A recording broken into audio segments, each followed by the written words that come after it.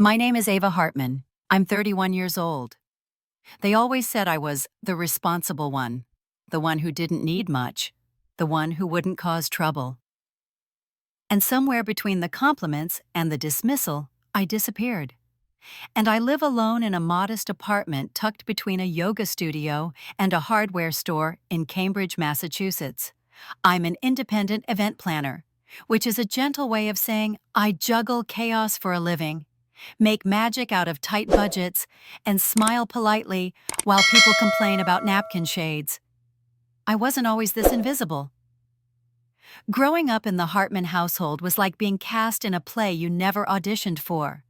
My parents, Robert and Elaine Hartman, owned a successful real estate development firm in Boston. They were exacting, image-conscious, and deeply concerned with appearances. My childhood was made of polished wood floors, silent dinners, and unsmiling family portraits in perfectly pressed outfits. From the outside, it probably looked perfect. From the inside, it was Noah's stage, and I was just a prop. Noah, my younger brother by 3 years, was the golden child. Even before he could spell his own name, my parents decided he would be the one to inherit the company, the legacy, the spotlight. "You're such a good big sister," my mother would say, when I gave up my toy for him, or let him win, or covered for his mistakes. I was praised for being quiet, sensible, and self-reliant. But what I heard was, "Don't need too much. Don't shine too bright. Don't make us work to love you." I tried anyway. I got straight A's, joined every honors program, worked part-time in high school, and got into Northeastern University's business school with a partial scholarship. I thought naively that achievement would finally equal affection. But my milestones were met with silence, while Noah's average report cards were celebrated with family dinners. After graduation, I was offered meaning, strongly pressured to join the marketing team at Hartman Development. I lasted 3 years. 3 years of boardroom meetings where my ideas were quietly dismissed. 3 years of my father rolling his eyes when I spoke. 3 years of my mother calling my career a phase. "You have a seat at the table. Most people would kill for," my father said the day I resigned. "And you're walking away from your future," my mother added. For what? Wedding centerpieces and cheese platters. What they didn't know or chose not to understand was that I wasn't walking away. I was crawling toward freedom. I started small budget birthday parties, tiny backyard weddings, retirement luncheons in church basements. I made mistakes. I ran out of money. I lived off ramen and adrenaline. But slowly, my reputation grew. I learned how to negotiate contracts, troubleshoot emergencies, and curate beauty under pressure. I made enough to live modestly, and most importantly, I made it on my own terms. Still, I stayed connected to the family. I visited on holidays. I sent birthday gifts. I tried. Even when my parents spoke to me like I was a charity case or a disappointment, "You're still doing those little parties," I showed up. Some part of me still believed that if I just gave a little more, tried a little harder, they'd see me. Then Noah got engaged. Claire Williams. Elegant. Poised. From a family that owned a chain of boutique hotels stretching from Maine to the Carolinas. Her mother wore silk scarves even in summer. Her father played golf with city councilmen. From the moment my parents met her, it was like a business merger in slow motion. "This is a good match," my father said with rare enthusiasm. "She's exactly the kind of woman we imagined for Noah," my mother beamed. I wasn't sure what they'd imagined for me. I suspected they hadn't. The engagement party was held at Claire's parents' estate in Martha's Vineyard, a gathering of 50 close friends and business associates who drank wine older than I was. I arrived early to help, though no one asked. I stayed late to clean up, though no one noticed. At one point, Claire's mother smiled at me and said, "You must be the assistant or something." I didn't correct her.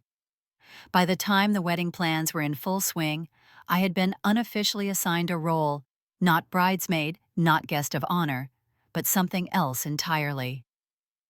"You've got so many contacts in the event world," my mother said one night over dinner. "You could handle the decorations, the flowers, maybe the catering shortlist." She didn't ask. She assumed. And I still clinging to the idea that being useful might equal being seen nodded. I didn't know then how deep the rabbit hole would go. I didn't know what it would cost me. But I do remember what I felt as I drove home that night, my inbox already filling with floral estimates and linen quotes. I felt that familiar ache, the one I'd carried since childhood, the quiet hunger for approval dressed up as being a good daughter. They only love me when I'm useful. And I was about to be the most useful I had ever been. It started with flowers. "I just thought you'd know someone," my mother said, almost casually, as she poured herself a second glass of white wine. "You've worked with some lovely florists, haven't you?" It was a Tuesday night. I had stopped by the family home in Beacon Hill for dinner. Or maybe I had been summoned with my family, those lines often blurred.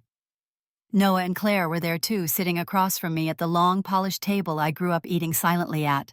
He looked relaxed, glowing in that newly engaged way people do when life bends in their favor without resistance. Claire's diamond caught the chandelier light like a spotlight, and she smiled at me like I was a curious houseplant. "I'm sure Ava has it all under control," she said sweetly. I laughed. A light, polite laugh, but no one else did. That's when I realized they weren't joking. What started as a few vendor referrals became, if you could just coordinate the tasting, and then you're so good with these things, maybe take the lead on decor and layout and guest logistics. Suddenly, I had become the wedding planner. Not officially, of course. There was no contract, no salary, no acknowledgement, just assumption thick as fog and just as hard to push through.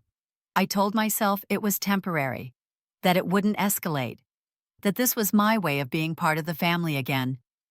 Then came the upgrades. "The first venue is too dark," Claire complained.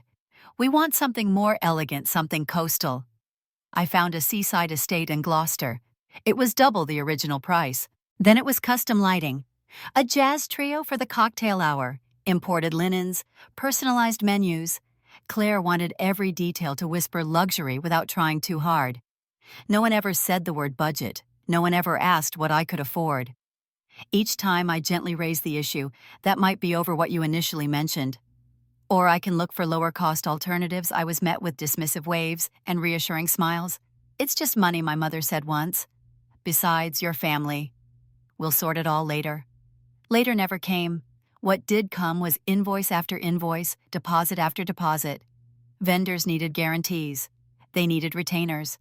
And since I was the one doing all the booking, I used my own card just to hold the spot. I told myself. I told them. I told everyone. I didn't say I was draining my home fund, the money I had painstakingly built over 6 years to finally buy a place of my own. I didn't say I stopped contributing to my IRA. I didn't say I cried in the shower twice a week, washing off a sense of shame I couldn't name. Because it was for family. Because if I said no, I'd be the problem. Because maybe, just maybe, if I made this perfect, they'd see me. "You're incredible," Ava Claire said once during a cake tasting. "I honestly don't know how you do it all." I smiled and bit into a lemon chiffon slice that tasted like betrayal. The problem wasn't Claire. She was demanding, sure, but not cruel. In fact, I think she believed I loved doing it. I probably looked like I did. I'm good at hiding the cost of things, especially emotional ones. Noah, for his part, was mostly absent. When I asked for his opinion, he'd defer to Claire. When I brought up costs, he'd frown vaguely and say, "Mom's handling most of it, right?" But she wasn't. My mother, Elaine Hartman, had a unique gift for delegation, disguised as praise. "No one can do what you do, sweetheart," she said one afternoon over coffee. "It's amazing how you can stretch $1." That was after she asked me to elevate the guest welcome bags to include hand-curated items sourced from local artisans. She gave me the address list and a smile. Nothing else. No check. No question. No thanks. They didn't even realize they were doing it. That's the insidious thing about entitlement born from family hierarchy. They believe it's love. They believe it's natural. Of course, Ava will take care of it. She always does. And I played along. Because I still hadn't unlearned the lie that if I did enough, gave enough, proved enough, I'd finally be enough. But something started to crack when I checked my savings one night and saw the number 14 dessus during 3042. It had been over $34,000 6 months ago. I sat there in my tiny apartment with the flickering overhead light and chipped tile floor and stared at the number like it was a verdict. I wasn't just organizing a wedding, I was bleeding myself dry. There's a specific kind of exhaustion that doesn't go away with sleep. It's the kind that settles into your bones and whispers, "You're still not enough." That was the voice I woke up to every morning in the weeks leading up to Noah's wedding. I was juggling 4 clients on top of the wedding, not because I had the time or energy, but because I needed the money. Every new invoice from the caterer, every last-minute change from Claire's mother, every floral redesign chipped away at my savings, and I was desperate to stay afloat. I kept telling myself it was temporary, that once this wedding was done, I could breathe, maybe even rest. But rest doesn't come when you've trained yourself to believe that your worth is measured by your usefulness. My body began to protest in quiet ways. At first, headaches, skipped meals, forgotten water bottles. Then the warning signs grew louder. Tension in my chest, panic in my gut, a low-grade fever that lingered for days. Still, I worked. Sleep came in fragments. My inbox buzzed with late-night changes. My dreams were filled with missing place cards and centerpieces set on fire. "You don't look well," my friend Danielle said one night over takeout. "You need to set a boundary, Ava. This isn't just a wedding, this is them using you." "I'm fine." I lied. "It's a big opportunity. If I pull this off, maybe they'll finally see what I'm capable of." She looked at me the way people do when they're watching someone walk into traffic. "You mean maybe they'll finally love you for it?" she said softly. I didn't answer. The wedding weekend arrived wrapped in golden sunlight and expensive perfume. The venue, the estate in Gloucester, looked like something out of a bridal magazine. White tents stretched across the manicured lawn. Crystal glassware sparkled under the chandeliers. Everything was perfect. And no one saw me. People gasped at the details, complimented Claire's taste, applauded Noah's eye for elegance. Vendors came up to me with final confirmations, then faded into the background. The only time my name was mentioned was when someone handed me a clipboard. I hadn't been given a role in the ceremony nor a seat at the family table. I was placed at table 17 near the kitchen beside Claire's distant cousins and an elderly aunt who fell asleep halfway through the speeches. I stared at the glossy menu, the napkin folded, just so I had arranged it myself that morning, and felt something inside me snap. It wasn't rage. Rage would have been easier. It was silence. A deep, suffocating silence that wrapped around my ribs and squeezed. I had spent over $22,000 on this wedding. I had burned weekends, lost clients, sacrificed sleep and sanity and self-respect. And in the moment that should have been the payoff, the smile from my mother, the nod from my father, the hug from my brother, there was nothing, just distant laughter. And a cake I had personally arranged to be flown in from New York. I don't know how long I sat there. The music blurred into background static. I watched people dance on the floor I had had installed. I watched Claire and Noah twirl wrapped in golden light, their lives buoyed by the contributions of a sister no one remembered. I tried to swallow it. Tried to remind myself it didn't matter. Tried to tell myself this was love. But deep down, I knew the truth. People won't stop using you until you stop letting them. And I had let them. The wedding ended in a blur of white lace and champagne flutes. I didn't stay long after the send-off. My role was finished, my use expired. Claire and Noah disappeared into a sea of sparklers, camera flashes, and cheers. I packed up leftover programs and last-minute decorations, handed envelopes to the vendors, and helped an elderly aunt find her missing clutch. No one thanked me. I drove home in silence, my body aching in ways I couldn't name. I dropped my heels at the door, pulled my hair into a bun, and sat cross-legged on the floor, surrounded by receipts I didn't remember collecting. My laptop glowed softly in the dark. I couldn't sleep. At 1:47 a.m., I walked into the kitchen to get a glass of water. That's when I heard it, voices faint and muffled through the vent connected to the upstairs guest room. My parents' home was old, its bones full of secrets and echoes. It was my mother. "She won't even notice," she said, almost bored. "It's not like she was going to use it anyway. It's just sitting there." Noah's voice followed, hesitant. Are you sure, Mom? It feels, I don't know. Oh, please, you saw her. She doesn't even lock her phone half the time. And she'd never make a scene, just transfer it. Use it for the upgrades. Claire deserves a proper honeymoon. Silence. Then Noah's sigh. Okay. I stood frozen in my own kitchen, the glass trembling in my hand. My breath caught somewhere between disbelief and a heartbreak I'd been too tired to feel. They took my money. It wasn't even a question. It wasn't an accident.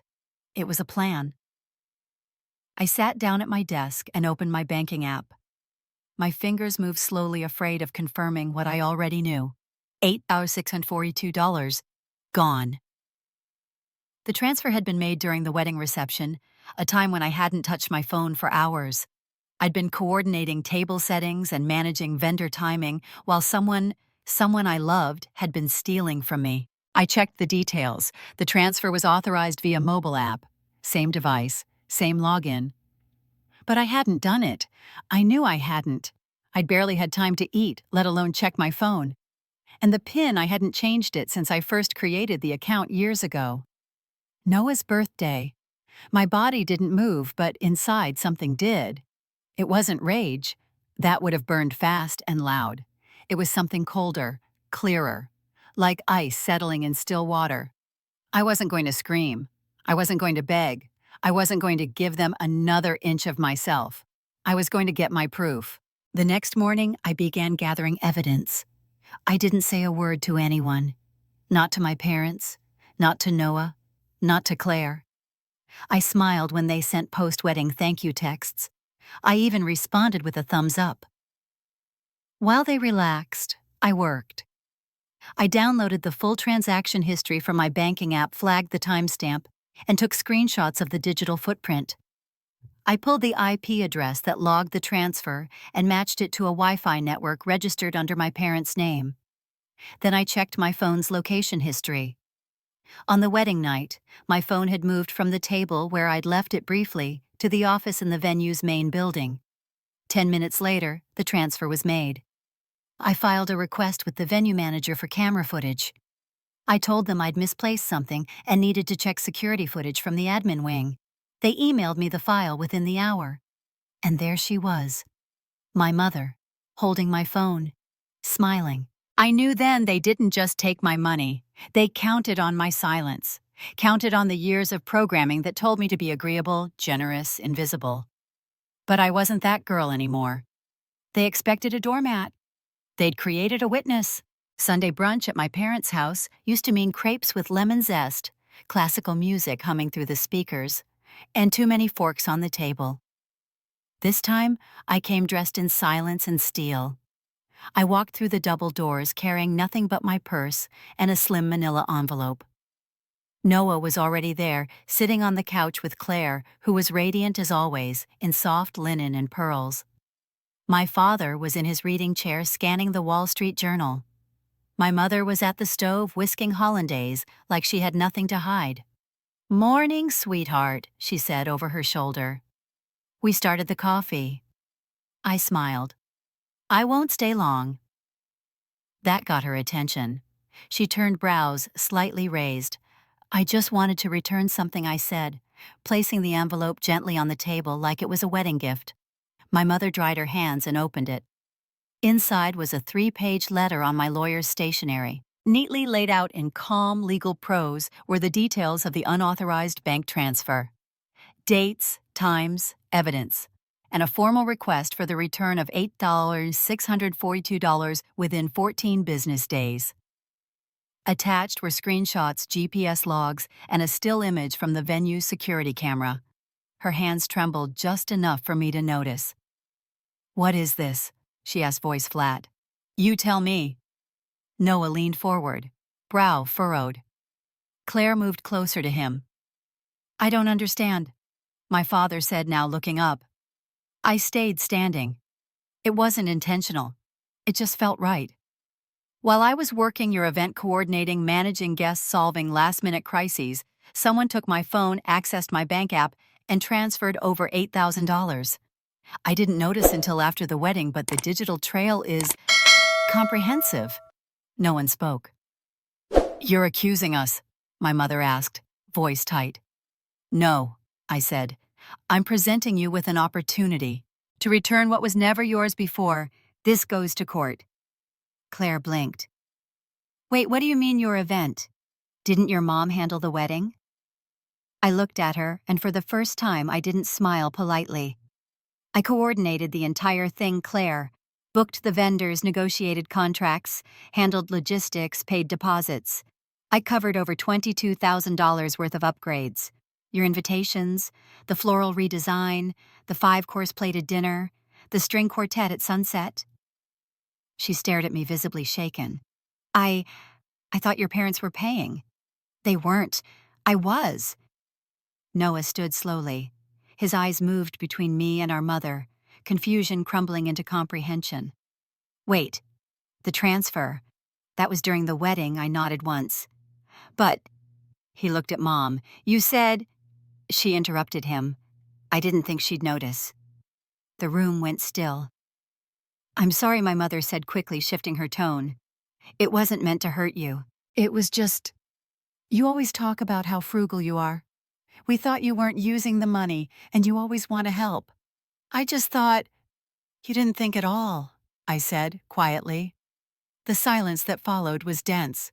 No yelling, no dramatics, just quiet truths hanging heavy in the air. Claire looked ill. I didn't know she whispered to Noah.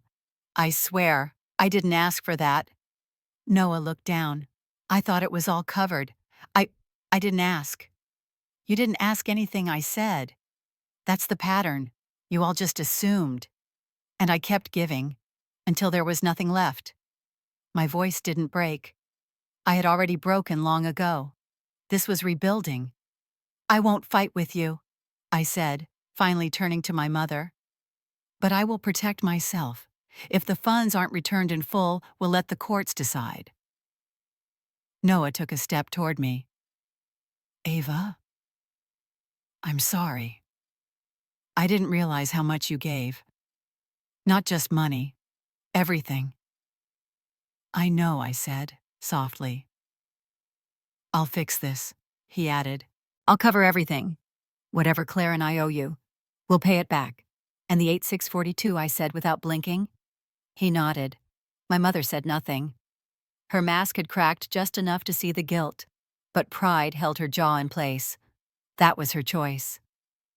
I didn't wait for brunch to be served. I turned and walked out the door as sunlight spilled across the foyer tiles. Behind me, I left their silence, their shame, their confusion, their mirror. The mask had fallen, and for the first time in years I didn't feel invisible. I felt free. The check arrived 3 days later, hand-delivered by courier. No note. Just a crisp envelope with my name and the precise amount, $8,642. That evening I received an email from my father. Brief, cold, professional. "Dear Ava, please consider this payment full restitution for the recent misunderstanding. We hope this resolves the issue and restores peace within the family. Mark and Diane Hartman." There was no apology, no ownership, no warmth. I closed the email, slid the envelope into my filing cabinet, and sat at my desk, staring out the window as the last of the afternoon light spilled through the blinds. The world kept moving. A dog barked outside. Someone was laughing on the sidewalk below. Inside me, something had stopped. Or maybe something had started. For the first time in years, I didn't feel the urge to fix it, to chase peace, to soften the edges or fold myself smaller just to make others more comfortable. They had returned the money, but what they'd stolen from me all those years, that would take longer. The following Monday, I walked into a therapist's office for the first time in my adult life. The waiting room smelled like lavender and paperbacks. A soft ticking clock filled the silence. I sat stiffly on a blue couch, palms damp. My therapist's name was Marianne. She had kind eyes and a voice that didn't rush. In our second session, she asked me, "Ava, when did you first feel invisible?" I laughed at first, a short, brittle sound. "How much time do you have?" And then the stories began to spill. Not dramatic ones, but quiet ones. Insidious ones. The time I got straight A's and was told, "That's expected." The time Noah forgot my birthday and my mother said, "He's just busy." The Christmas I bought gifts with my own money, and no one noticed I hadn't been given any in return. Marianne said something I would write down later. "It sounds like you were only valued when you served a purpose. Not for who you are, but for what you could provide." And just like that, something cracked open. In the weeks that followed, I learned about something called the family scapegoat, the child who is assigned the blame, the emotional weight, the silence. The one who absorbs the guilt, carries the shame, and keeps the family image intact by always apologizing, always giving more than she receives. I read books, listened to podcasts, journaled through childhood memories I'd long buried, and I grieved. Not just for the money, not even for the betrayal. I grieved for the little girl who kept trying to be enough, who thought if she just worked harder, smiled bigger, carried more, maybe then she'd be seen, loved, celebrated. That little girl had grown into a woman who built her own business, paid her own rent, gave too much at every table, and was still waiting for someone to say, "We're proud of you." But healing meant learning that the praise I waited for might never come, and it didn't need to. One afternoon, Marianne said something that stayed with me. Forgiveness is not required for healing. What is required is boundaries and grief, and the choice to stop living for someone else's approval. That night, I took a walk alone through the city. It was early spring. The trees were just beginning to bloom petals, soft and defiant against the lingering cold. For the first time, I felt proud of myself, not for what I had done, but for what I had stopped doing. I had stopped giving to people who only took, stopped explaining myself to those committed to misunderstanding me, stopped trying to earn a seat at a table where I was never meant to eat. And somehow, in all that stopping, I started breathing again. I didn't cut off my family completely, but I changed the terms. I didn't respond to their holiday emails.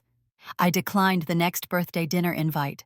I returned Claire's just checking in message with a polite hope all is well. No more explanations, no more unpaid emotional labor. I wasn't angry anymore. I was just done. There was a small apartment just off Massachusetts Avenue in Cambridge, 3rd floor, exposed brick, a window that caught the sunrise perfectly if you left the blinds half open. It wasn't the loft and back bay I once dreamed of, but it was mine. The deposit was paid in full with the same money, once taken from me without permission. It felt poetic somehow. The day I signed the lease, I stood in the middle of the empty living room with keys in my hand and a quiet in my chest I didn't recognize. Not loneliness, not sadness, just stillness. And in that stillness, I heard something new. Possibility. It took 4 weeks of late nights notebooks full of sketches and one very brave visit to the bank. But eventually, it came to life. Woven Moments. My own event company. Tagline where meaning matters. I didn't want to build the biggest agency. I didn't need luxury venues or celebrity clients. I wanted the work to feel real. For every bouquet to hold intention. For every detail to reflect the people at the heart of the celebration. I started small, a garden wedding for 2 teachers, a bookstore anniversary party for a retired couple, an intimate baby shower for a single mom who'd raised her son on 3 jobs and grit. These weren't just clients, they were stories. And I realized this is what I'd always been good at. Not just organizing, but honoring people. And unlike before, they saw me. They thanked me. They paid me, and not just in money, but in respect, in trust, in joy. Every thank you landed where it needed to, right in the hollow places that used to ache for acknowledgement. That fall, just before the leaves turned gold, Olivia, my best friend since college, invited me to her family's Thanksgiving in Vermont. "I know it's last minute," she said, "but I really want you there. You're family to us." It startled me the way she said it so easily. Family. For years, that word had been thorny, tight in the chest. It meant obligation, silence, being needed, not wanted. But that Thursday, I stood in a kitchen that smelled like cinnamon and rosemary watching Olivia's mom mash sweet potatoes in a hand-knit apron. and something inside me softened. We passed around dishes and stories and second helpings. We toasted with sparkling cider. We played board games in socks and flannel. No one asked what I'd accomplished that year.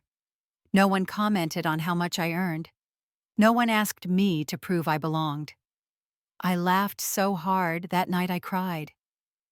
And when Olivia hugged me goodbye, she whispered, "You're home any time." And for the first time in a very long time, I believed it. I don't post everything online. Some stories stay with me. But one afternoon, while cleaning my new office space, a cozy corner unit above a florist's shop, I found an old notebook.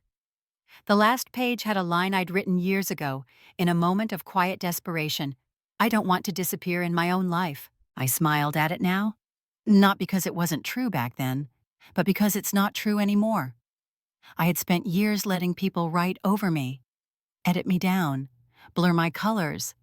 But here I was, living in my space, running my company, choosing how I loved, worked, rested, and rose. Not loud, not vengeful, just mine. I didn't cut my family out completely, but I stopped showing up empty. I stopped hoping for the version of them I'd always longed for, and I stopped offering the best parts of myself to people who only saw the utility, not the soul. Some days I still hear their voices in my head. The ones that said, "You're too sensitive. Don't make a scene. It's not that big of a deal." But now I have new voices too. Ones that say, "You matter, even when you're quiet. You can rest. You don't need to earn your place." And those are the ones I listen to. It was late November when I got the email. Subject line: family therapy invitation, optional attendance, sent by my father. Surprisingly neutral in tone. It wasn't a guilt trip, just information. Apparently, he and my mother had started therapy together. The counselor had suggested a family session, one that included me if I chose. I sat with the email for 3 days, not because I didn't know what to say, but because this time I wasn't rushing to fix or to please. I wasn't that girl anymore. Finally, I replied, "I'll attend one session. To listen, not to reconcile. Please respect that boundary." The office was downtown, tucked inside a brownstone. I arrived 10 minutes early, sat by the window, breathed. When they entered, my mother looked smaller than I remembered. Not physically, but in energy. There was no dramatic sigh, no sharp eyes scanning for weakness. She looked tired, human. The therapist, a woman in her 50s with salt and pepper curls and an expression that didn't flinch, opened with a simple prompt. "We're not here to fix anything today, only to be seen honestly." My father spoke first. Mechanical but respectful, he admitted to poor boundaries, to letting my mother lead without question. He called it delegating, but I recognized the truth beneath it: permission by silence. My mother took longer. She didn't cry. She didn't apologize the way I might have once begged her to.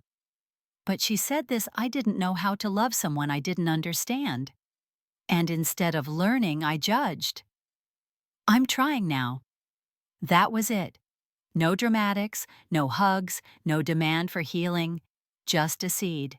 Small, late, but real. And for me, that was enough. Not to forgive, but to let go. I didn't go home with them. I walked out of the therapy office alone into the crisp evening air. My coat wrapped tight, breath visible in the dark. I took the long route back through the park, past the holiday lights strung in trees, back to my apartment. My home. Christmas Eve. I lit 3 candles on my windowsill. One for the girl I had been who waited too long for permission to shine. One for the woman I'd become who built a life no one handed her. And one for the future, still unwritten, but finally hers. I decorated a tiny tree with thrifted ornaments and paper stars, played Nat King Cole on vinyl, made cocoa with oat milk and cinnamon. No guests, no pretending, just peace. Before bed, I pulled out my journal and wrote a letter, not to my family, not to the past, but to myself, to the girl I used to be. You tried so hard to be enough for people who couldn't see you. You twisted yourself into shapes no one noticed. You built your worth around their comfort. I want you to know you don't have to try anymore. You are not hard to love. You are just trying to bloom in soil that could never hold you. Now you live in a home with your name on the lease. You drink cocoa when you want. You rest without guilt. You work with people who value your voice. You are no longer waiting. You belong to yourself, and that is enough. I closed the journal, placed it gently under the tree, not as a gift, but as a declaration. Outside the city hushed into snowfall. Inside my lights stayed on a little longer. Warm, steady. This home, this life wasn't just made of bricks and bookshelves and candles. It was made of boundaries, of self-respect, of nights no longer spent explaining or asking. It was the first time I wasn't surviving. I was choosing, and no one had to sign off on that.